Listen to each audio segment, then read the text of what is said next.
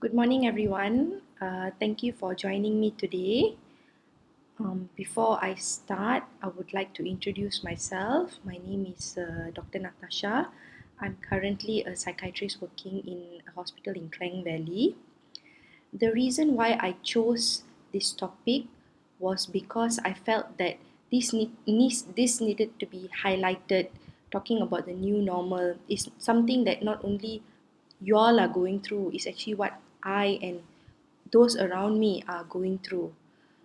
Um, so first of all, I'd like to talk about the coronavirus pandemic timeline. New Year's Eve, December 31st, 2019, WHO was first informed about the cases of this virus of zoonotic origin. And at first, no one really paid attention to it.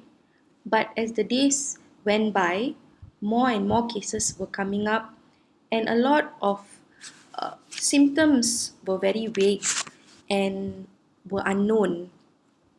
So at that time, not much was understood about the illness, and people were just getting infected. Numbers were increasing, and major events were actually had to be stopped. How about Malaysia? In Malaysia, our first wave happened in January. At the time, infected rates were very low.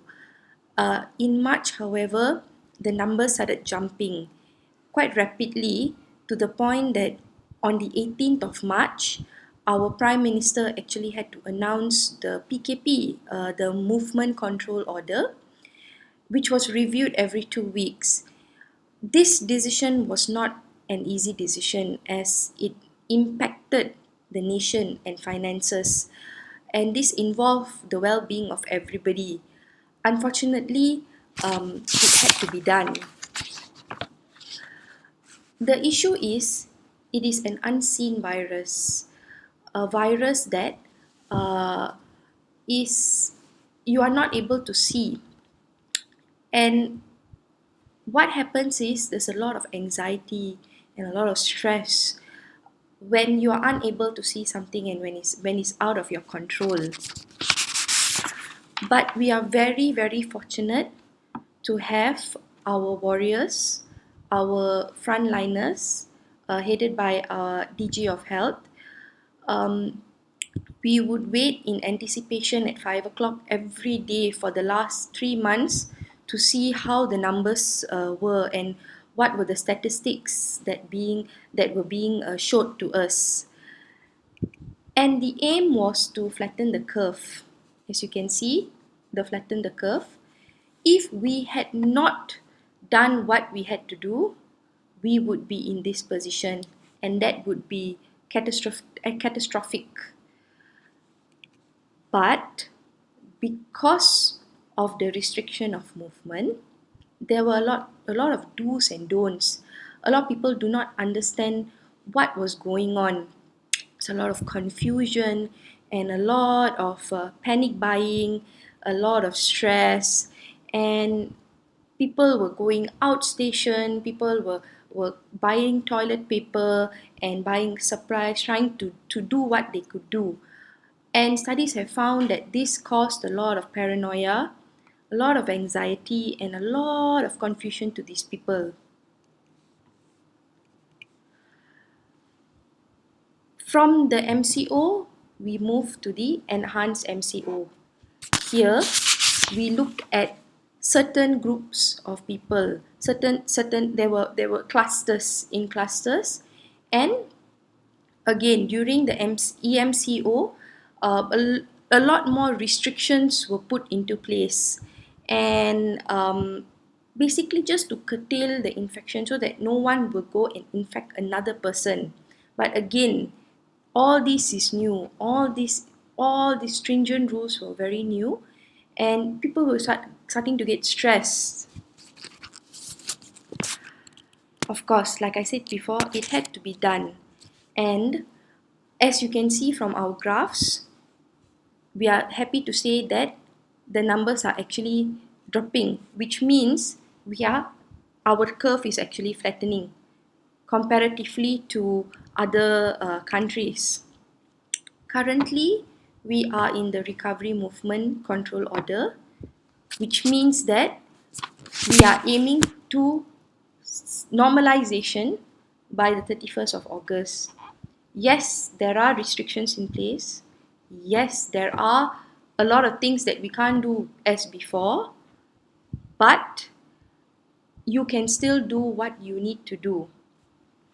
Uh, for example, you can still go and cut your hair, but you have to make an appointment. You can still go for your religious activities, but your group has to be small. And all this is done so that we can cut the infection. Okay, again, although our numbers have improved and showed good improvement, however, as our DG emphasized again and again and again, if we do not obey the SOP, if we do not follow the rules and regulation, our numbers will rise again and will create the third, fourth, fifth wave with maybe a whole new cluster of symptoms. So what this period is so that our SOP, our SOP is being monitored, and we can cut down the infection to the point of zero, which we have seen for the last few days. We see that our numbers are actually single digit. We are very proud to say, compared to other countries, we are doing really well. And this is something that I find very proud, and I am very thankful and grateful to our frontliners who have worked really hard, who try to keep the numbers down, who have to put their PPEs and go through the whole day with heat and during Ramadan time and making sure that the numbers are down. So what is the new normal? Okay, it actually comes from more of a business and economic term that refers to financial conditions after major events, especially crisis of the 2008, the global financial crisis. Basically, what it means is something which was previously abnormal has become common. How is it in regards to COVID-19 pandemic? The new normal refers to human behavior changes after the pandemic. Doctors have anticipated that the coronavirus pandemic will change daily life for most people. We Asians are culturally more uh, more more feeling, like for example, when we are towards our elders, like for Indians we touch their legs, for the Muslims we give salam, we hug them, we hug our elderly. It's a way of a way we show respect to them. So how are we going to do this? How are we going to limit person to person contact? We are generally people who like contact, handshakes, hugs. How do we maintain the distance between these people? So what is the old normal? Old normal is when I could just drive my car to the grocery store, to the supermarket, and buy things. Or I can go to the mamak store, have a drink. Or I can go to my cousin's wedding without worrying about who has got what, meeting people, hugging people, inviting as many people as I want um, to my ceremony. But in the new normal, what happens is things are time consuming. You have to get up, you have to plan your trip, you have to make appointments, you have to bring your mask, you have to bring your sanitizer. When you go out, you are not sure who is well, who is unwell. Or for those who are working from home, you not only have to take care of your work at home, you have to worry about how your kids are, whether you are homeschooling them, whether they are properly taught, or wiping down groceries after visiting the store, or all of y'all being clumped up in a small uh, and compound. So as you can see here, when you come to the store, you have to scan your QR code, you have to make sure your temperature is in the normal range, you have to wash your hands, and you have to make sure that you are social distancing. making sure there's no issue, wear your mask, sanitize all the time. Again, the hot words, social distancing, coronavirus, you have to cough in your elbow, wash your hand, sanitize your hand, and all this can cause a lot of issues. So basically, Dr. Leahy said that we have to look at this by putting it in perspective that in order to win a war against COVID-19, we need to make sacrifices and we have to develop a coping mindset. So what does this mean? Basically, first understanding what are the mental health issues in the new normal. I've picked up three that is quite common and it needs to be highlighted. So what do you mean by grief? A lot of people feel that grief is because of someone dying, but it's not just about someone dying. Basically, when something is the emotional suffering that you feel when someone takes something or someone you love is taken away, and the pain of this loss can be overwhelming, disrupting your physical health, causing you to have difficulty to sleep, eat, think, and what people don't understand is it's a normal physiological reaction to loss. And the worse your loss is, the more worse your grief is. So Kübler-Ross is actually this doctor who worked on cancer patients. And what she found that these patients go through 5 stages. And these 5 stages are not only commonly seen in patients who suffer from cancer, but also people who suffer from loss or grief. So here, they have complaints of denial. No, there's no COVID-19. I don't know what you're talking about. Denial, penafian, anger, marah.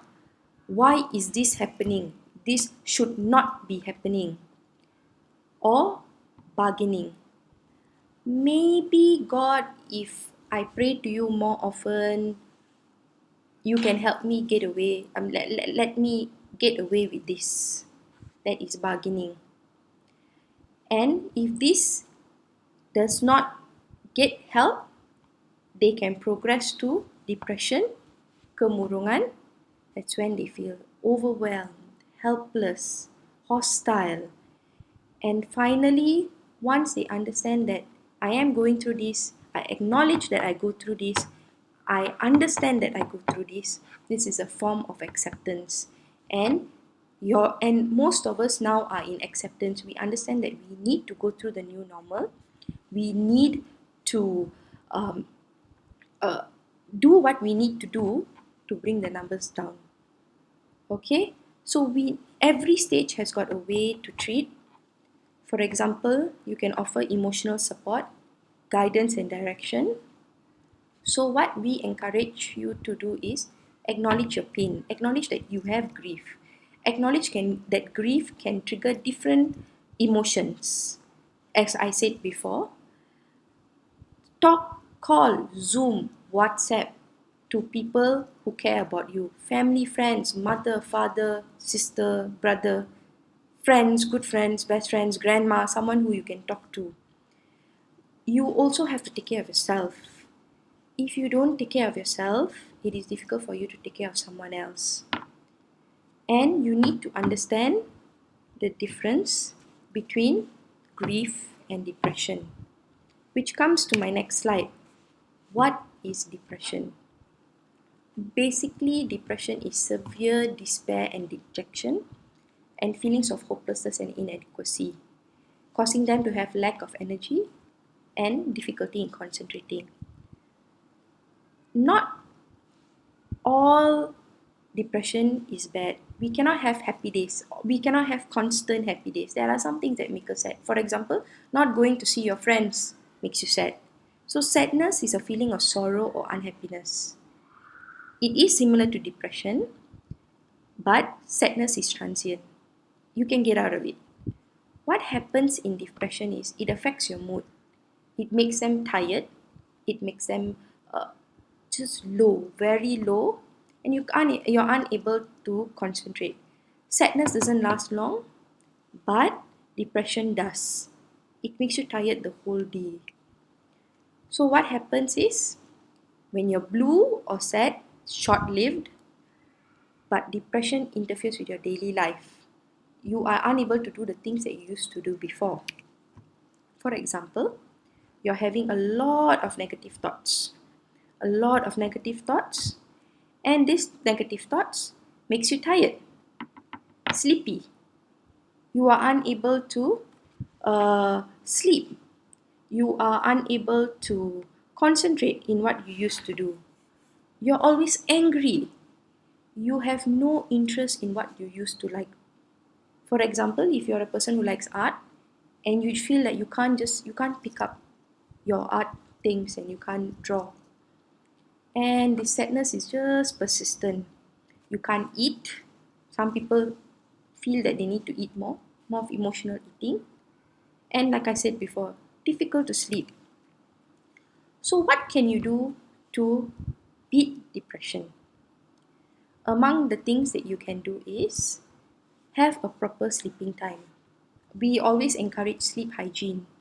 For example, plump your pillows before you sleep, wash your legs before you sleep, no gadgets, 1 hour to 1.5 hours before you sleep because it actually disturbs your sleep wave, and have a regular sleeping hour. If you're going to sleep at 11, make it 11 to 7 every day. That would be good. If that doesn't help, see, now we can't go traveling, or maybe if you are lucky, you're able to go interstate traveling.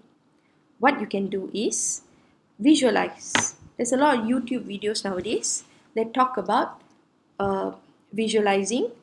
Open up those YouTube videos and talk about and basically a lot of them ask you to close your eyes and imagine you're at the beach and they play beach songs and the waves and the rustling of the wind. So you visualize, that helps. If you can't do that, go for music, play music, do your art. Art helps. Have a gratitude diary. Gratitude diary, when you're thankful for the littlest things, it helps. Or you can practice mindfulness, being where you are at the current moment.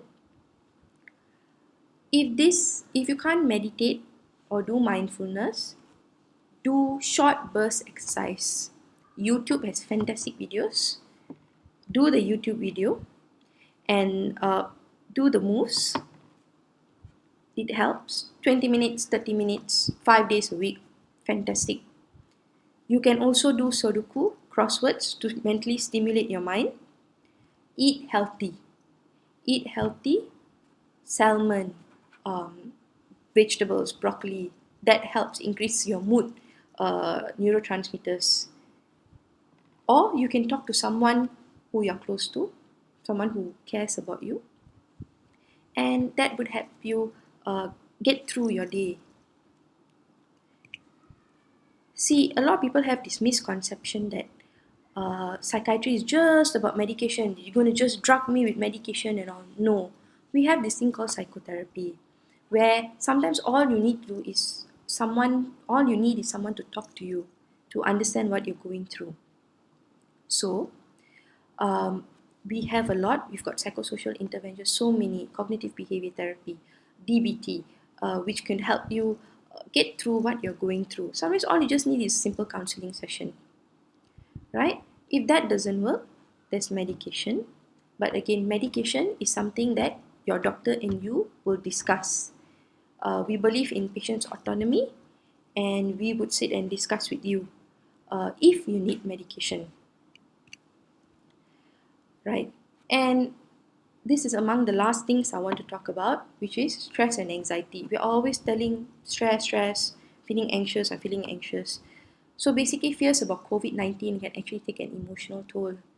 And basically, what is going on is the uncertainty uh, surrounding the coronavirus is actually quite hard to handle.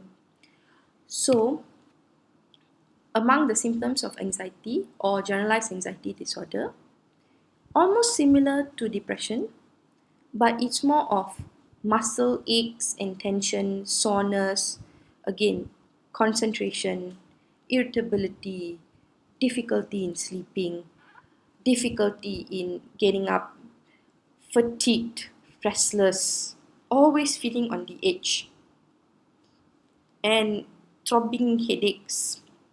So, this is what a lot of them complain about. What we ask you to do is don't listen to too much of your WhatsApp messages and this auntie said this and that uncle said that. You need to stick to reliable sources. For example, we have the KKM website, we have the World Health Organization.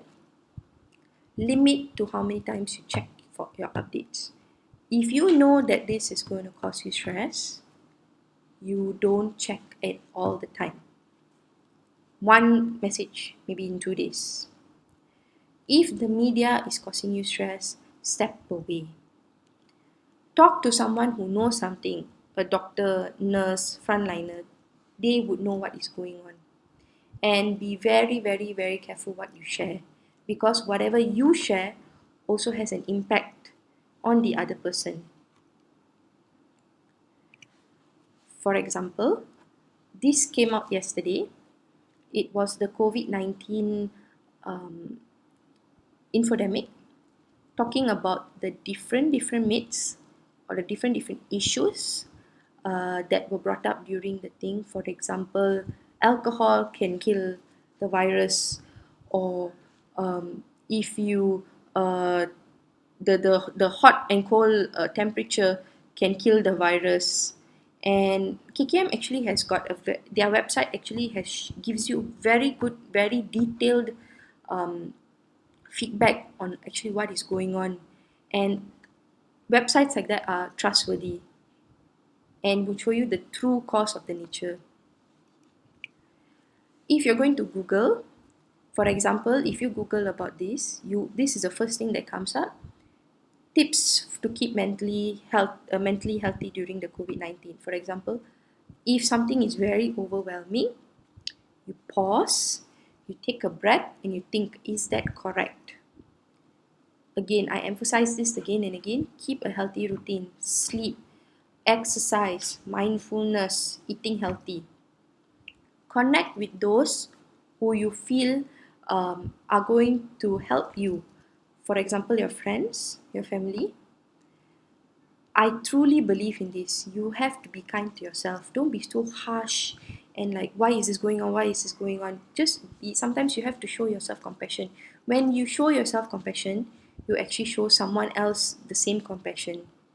And if you need help, we, the doctors, the counselors, the psychologists, are more than willing to help you, and are more willing. And there are so many sources on how to get to us. So, uh, basically, coming to the end of it, the most important thing is to be kind to yourself, to not to be too harsh on yourself, not to lose control, understand what is going on, understand that this is not in your hands, and there are people that are working to make things better. There are people who are wanting to make things better. And if you need help,